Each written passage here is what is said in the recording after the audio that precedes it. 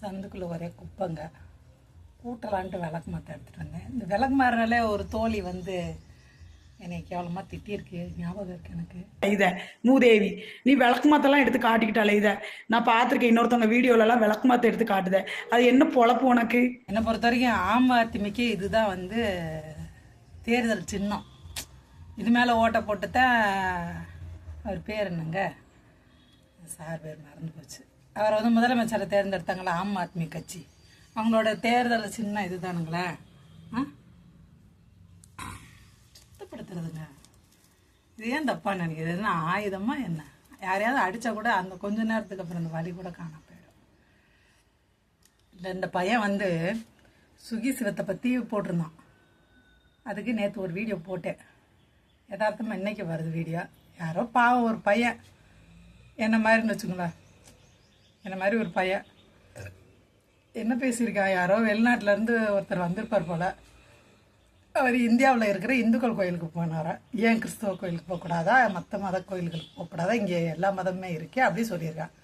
அவனோட ஆதங்கத்தை வெளிப்படுத்த அவனுக்கு உரிமை இருக்குது. இது தப்புன்னு யாருன்னா சொல்ல, நீ எப்படி அப்படி சொல்லலான்னு சொல்ல, அவனுக்கு தோணி இருக்குது, அவன் சொல்கிறான். எப்பயுமே வந்து வெளிநாடுகளுக்கு நம்ம போகும்போது நம்ம நாட்டில் இல்லாத, இப்போ நானே அமெரிக்கா போகிறேன்னு வச்சுக்கோங்களேன், அங்கே போய் ஒரு இந்து கோயிலை பார்க்கணுன்னு நினைக்க மாட்டேன். அங்கே ஏதாவது ஒரு அவங்களோட பண்பாடு பழக்க வழக்கம் இருக்கிற இடங்களை தான் பார்க்கணுன்னு நினைப்பேன். அதே மாதிரி இந்தியாவுக்கு யார் வந்தாலும் இந்தியான்றதே ஒரு இந்து நாடு தான்.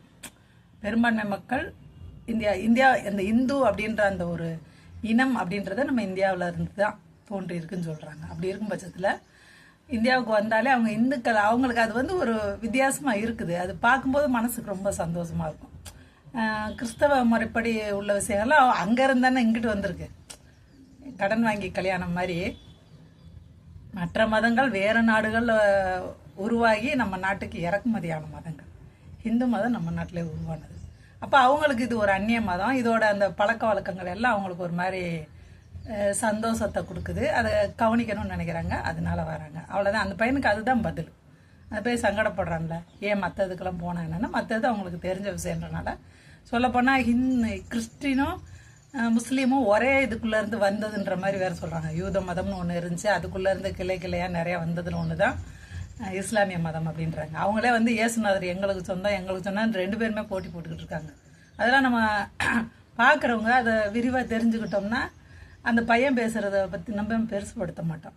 இதை உட்காந்து இந்த பையன் ரோல் பண்ணிக்கிருக்கேன். இந்த பையன் என்ன வீடியோ போட்டிருக்கான் உங்களுக்கு, இந்த பையன் பேர் கூட தெரில. இந்த இப்போ நான் பார்த்துட்டு சொல்ல விரும்பல. நம்மளாம் இந்த மாதிரி ஆளுகளுக்கு கழுத எருமை இப்படி தான் பேர் வைக்க முடியும். அவங்க அப்பா அம்மா என்ன பேர் வேணா வச்சுட்டு போகிறாங்க. Congratulations. உடனே India is the best country. I'm taking pride being an Indian. Bharat மாதா கி ஜெய். எங்கடா இருந்தது? இந்தியா வந்துட்டு ரொம்ப ஒரு அப்படியே ஃபைட் எடுத்துக்கக்கூடிய ஒரு நேஷனான்னு கேட்டால் கிடையாது. ஃபீல் பண்ணிட்டு இருக்கு. இந்தியா ஒரு தலை சிறந்த நாடு கிடையாது. இந்தியா ஒரு தலை சிறந்த நாடு கிடையாது. அதான் நீ பெரியாரிஸ்ட் தானே, இதுக்கெல்லாம் எப்படி பெருமைப்படுவேன்? எங்கேயாவது தாலியா இருக்கணும் இல்லை திருமணம் படத்தை உருவம் வளர்க்கணும்னு பேசியிருந்தா பெருமைப்படுவேன். தன்னோட சொந்த உணர்வுகளை வெளிப்படுத்துவா, நீ உட்காந்து உன ட்ரோல் பண்ணுவியா? ஏன் வழக்கமாறு நீ பண்ணியிருக்கிறத மட்டுமே யாரோ ஒருத்தவங்க அவங்களோட சிந்தனைகளை வெளிப்படுத்தி ஒரு வீடியோ போடுறாங்க, அதை உட்காந்து நீ ட்ரோல் பண்ணிக்கிட்டு இருக்க. அப்போ உனக்கு என்ன பொழப்பு இங்கே? நீ என்ன பண்ணிக்கிட்டு இருக்க? அடுத்தவனை நக்கல் அடிக்கிற சரி, நீ யார்? உன்னோட கேரக்டர், அதாவது நான் ஏற்கனவே சொன்னேன் பத்தியா சுகி சிவா, உன்னோட தகுதியை வளர்த்துக்கோ. நீ தகுதி வளர்க்குற ஐடியாவில் இல்லாட்டா கூட போய் தொலைன்னா. தாங்கெட்ட குரங்கு வனத்தை சேர்த்து கடுத்து சாப்பிடுவாங்க. அது மாதிரி நீக்கு வந்து கூமுட்டையாக உட்காந்துக்கிட்டு இருக்கிறது பத்தாதுமே, உன்னைய பார்க்குறக்கு ஒரு கும்பலாக சேர்த்து வச்சு அதையும் கூமுட்டையாக வளர்த்து வைக்கிற பற்றியா? தற்குறி திடல் அந்த வார்த்தை என்னையா போகுது? திடல் தற்குறியா? ஏன்பா ஏன் இந்த வேலை உங்களுக்கு? சரி, நான் பரவாயில்லன்னு நினச்சிட்டேன். சரி அப்படின்னு நினச்சிட்டு வெளியே வரலான்னு பார்த்தா எனக்கு சும்மா இருக்கல கையங்காலம். சரி, வேறு யாரெல்லாம் நான் ஓட்டி வச்சுருக்கேன் அப்படின்னு சொல்லிட்டு போய் பார்த்தா நம்ம அமீர் அந்த போதை மருந்து பஞ்சாயத்து வந்துச்சு. ஒரு பையன் நம்ம ராமநாதபுரம் எங்கள் ஊருக்கார பையன் ஒருத்தன் பெரிய கேஸில் மாட்டினான்ல. இப்போ அதை பற்றியே பேச்சில்லை பாருங்கள். அமீர் வரைக்கும் அது பேசிக்கிட்டே இருந்தாங்க. அவர் அங்கே போய் ஆஜராயிட்டுலாம் வந்துட்டார். இந்த நன்னாரி பைவுல இது எப்போ 10 மாதத்துக்கு முன்னாடி போட்டிருக்கு. அவர் ஆஜராகி முடிச்ச பின்னாடி போட்டுச்சா இல்லை எப்போ போட்டுச்சுன்னு தெரில இந்த நன்னாரி பேப்பர். இதுக்கு வந்து நடக்கிற சம்பவங்கள் எதுவுமே பிரச்சனை கிடையாது. எவனையா கேவலமாக திட்டினா பார்ப்பாங்க, கை தட்டுவாங்க. இப்படி ஒரு மனநிலையோட சுற்றுறவனுங்க இவனுங்களெல்லாம் ஊக்கப்படுத்தி வைக்கிறவங்கள என்ன சொல்கிறது, அவங்க அறியாமையை என்ன சொல்கிறது? இந்த மாதிரி ஆளுகளால் என்ன நன்மை? நம்ம மனசுன்னா அழுக்காக்குற வேலையை தான் அவன் பண்ணிகிட்டு இருப்பான். அவர் அமீர் அவர்கள் மேலே அந்த ஜாஃபர் தானுங்க அந்த பையன் பேர். அந்த பையன் தலைமறைவா அந்த பையன் மாட்டாத வரைக்கும் ஒரு பஞ்சாயத்து ஓடிச்சு. அப்பயும் அமீரட்டம் போட்டு படுத்துனாங்க, கேவலப்படுத்திக்கிட்டு இருந்தாங்க. சரி தொலைங்கடா அப்படின்னு விட்டாச்சு. அதுக்கப்புறம் அமீர் அவர்களை அவங்க கூப்பிடுறாங்க. இப்போ இந்த சம்பவம் நடந்து எவ்வளோ நல்லாச்சு, நீங்கள் மறுபடியும் ஒரு தடவை தேடுங்க. நான் சொல்கிறது கண்டில் நீங்கள் ஒன்றும் செய்ய வேணாம். மறுபடியும் போய் அமீர் டைப் பண்ணுங்க, இல்லை அந்த ஜாஃபர் சாதிக் அப்படின்ற அந்த பேரை டைப் பண்ணுங்க. என்ன நடந்துச்சுன்னு நமக்கு தெரியுமில்ல, அந்த வருஷம் மாசம்லாம் வரும்ல. அவர் போய் அவங்க கூப்பிடுற இப்பெல்லாம் விசாரணைக்கு கூப்பிடும்போது ஆஜராயிருக்காரு. அவரே ஒரு குற்றவாளி பட்டியலில் ஏன் சேர்த்துருக்காங்கன்னா அவரோட பணத்தை இவர் வந்து படம் எடுத்திருக்காரு. அவ்வளவுதான். இவருக்கும் ஜாஃபர் சாதிக்கும் உள்ள இது என்னடானா அந்த பணம் எங்கெல்லாம் முதலீடாயிருக்கோ, ஜாஃபர் சாதிக்கு தவறான வழியில் அந்த சம்பாதிச்ச பணம் எதுலெல்லாம் முதலீடாயிருக்கோ அப்போ அவங்களும் ஒரு குற்றவாளி மாதிரி ஆகுது. இன்னைக்கு வரைக்கும் அமீரை கைதும் பண்ணலை, ஜெயிலுக்குள்ளேயும் போடலை. இது முழுக்க இது யார் கட்டுப்பாட்டில் இருக்கு? சென்ட்ரல் கவர்மெண்ட் கட்டுப்பாட்டில் இருக்கு. சென்ட்ரல் கவர்மெண்ட் அமீர் அவர்களுக்கு பிடிக்குமானா பிடிக்காது, சரிங்களா? அப்படி இருக்கும் பட்சத்தில் இதில் யாராவது தப்பிச்சு ஓட முடியுமா? ஒரு என்னென்ன படங்க பண்ணியிருக்காரு அமீர்?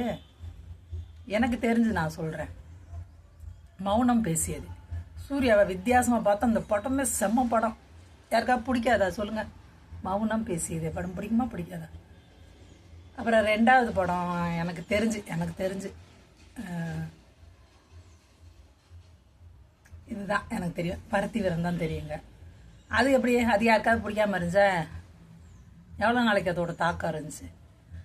அப்புறம் அவரே நடித்த படம் ஒரு படம், யோகின்னு ஒரு படம். ஐயோயோ, என்னெல்லாம் அவ்வளோ மனசு அவ்வளோ வேதனையை கொடுத்த படம் அந்த படம், யோகின்னு ஒரு படம். யோகி பாபு அந்த படத்தில் தான் அறிமுகம்.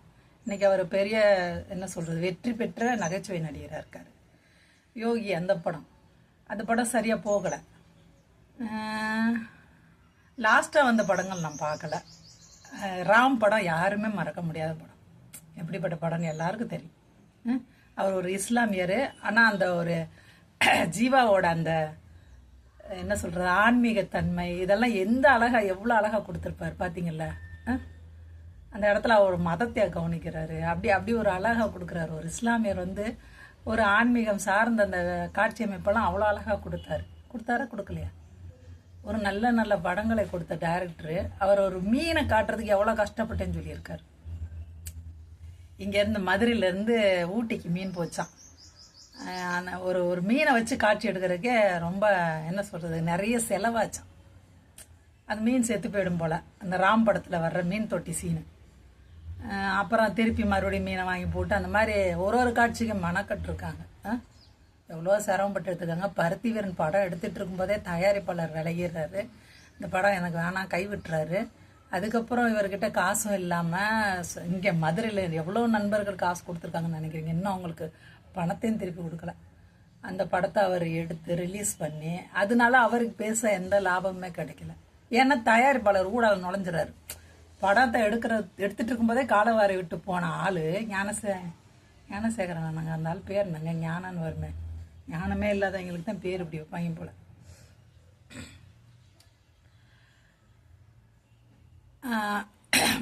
காலவாரி விட்டு போனவன் படம் நல்லா வந்திருக்குன்னு தெரியுமே திருப்பி வந்து ஒட்டிக்கிறான், நான் தானே தயாரிப்பாளர் அப்படின்ட்டு.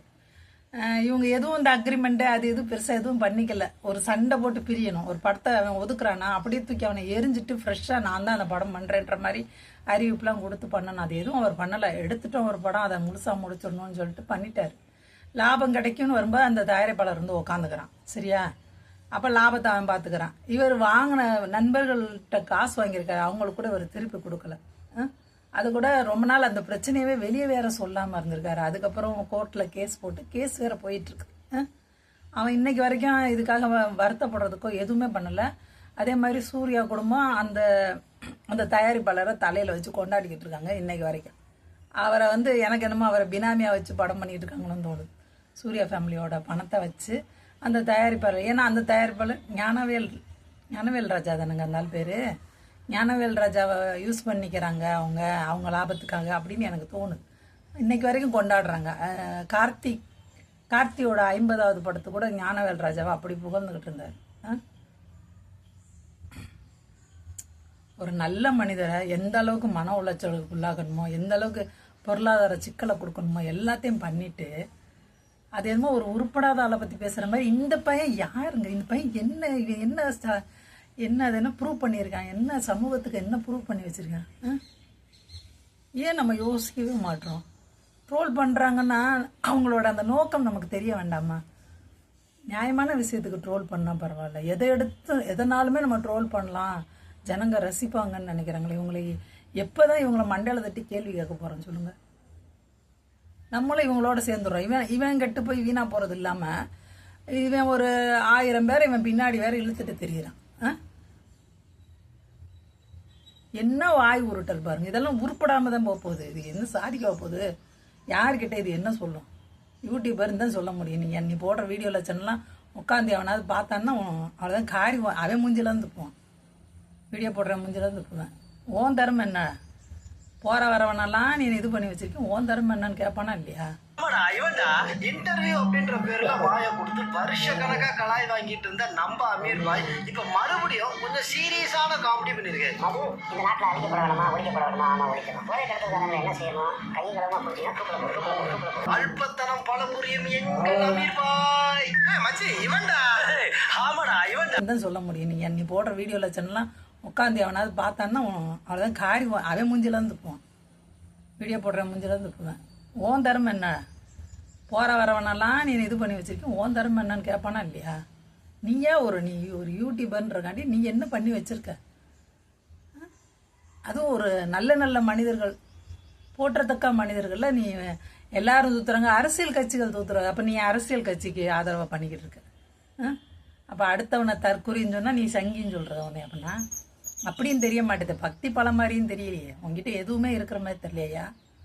ஞானம் இருக்கிற மாதிரி தெரியல, ஞானம் சூனிய மாதிரி தான் இருக்கு. இதெல்லாம் புல்லாண்டு வேற பெத்து போட்டுறாங்க ரொம்ப கஷ்டப்பட்டு.